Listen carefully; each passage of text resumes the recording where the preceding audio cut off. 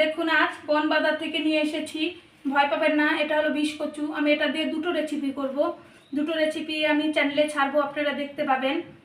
প্রথমত এই ডাটাগুলো দিয়ে একটা রেসিপি করব ভাজি, কাঁঠালের বীজ দিয়ে। আর এটার পাতা আর ডাটা দিয়ে একটা বাটা করব, আপনারা পাবেন, করে খাবেন। খুব একটা টেস্টফুল রেসিপি হবে।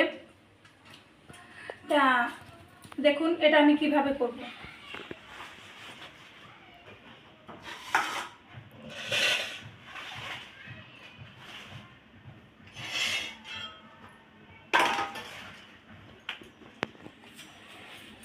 এই জালি জালি পাতাগুলো আমি এখন কেটে নেব। কেটে পরিষ্কার করে এটা ভাপ দিয়ে নেব।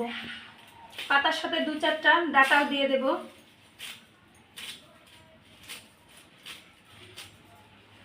এভাবে আমি এটা সবগুলো এক এক করে কেটে নেব।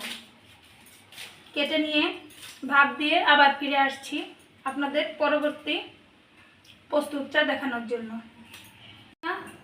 আমি আবার হাজির হয়ে গেছি। সেই বলেছিলাম যে বিষ কচুর পাতাটা আমি ধুয়ে কেটে সেদ্ধ করে নিয়ে আবার ফিরছি, সেই ফেরাটা এখন ফিরে এসেছি। দেখুন এখানে আমি সেদ্ধ করে জল ঝরিয়ে নিয়েছি।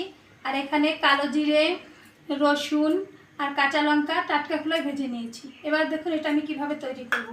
এই ভাপ দেওয়াটা আমি আর একটু তেলে ভেজে নেব। গ্যাসে কড়াইটা বসিয়ে দিয়েছি। এবার আমি খানিকটা তেল দিয়ে দেব। তেলটা একটু গরম হবে।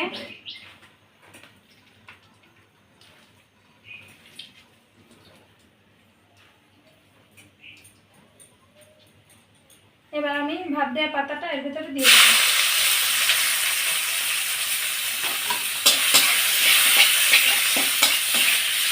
সুন্দর করে নেড়ে চেড়ে জল টানিয়ে ভেজে নেব।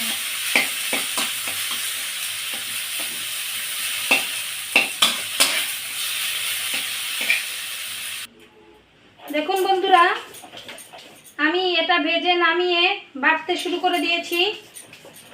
সব একসাথে বেটে নেব, বেটে আবার একটু ভেজে নেব। বেটে নিয়ে আবার আসছি। আমার বাটা শেষ পর্যায়ে হয়ে গেছে। এখন এটা তেলে দিয়ে নেব। দেখুন আমি কড়াইতে সরিষার তেল দিয়েছি খানিকটা। সরিষার তেলটা গরম হয়ে গেছে। এবার আমি বাটাটা ছেড়ে দেবো এর ভিতরে।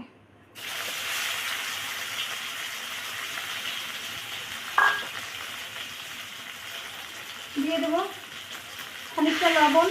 ভাপ দেওয়ার সময় দিয়েছিলাম, তারপর আর দেওয়া হয়নি।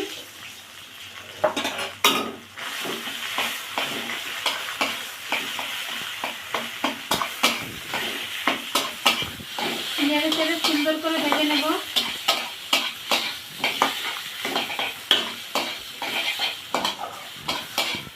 যারা বাটা প্রেমী আছেন তাদের জন্য তো খুব একটা ভালো জিনিস।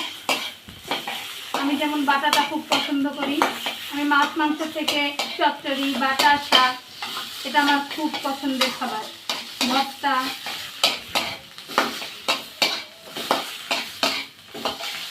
যাদের মাংস খেতে খেতে মুখে বেকার হয়ে গেছে তারা প্লিজ আমার পেজে চলে যাবেন। দেখবেন মুখ ছাড়ার মতো বাটা, ভর্তা, চচ্চড়ি খুব সুন্দর রেসিপি পাবেন।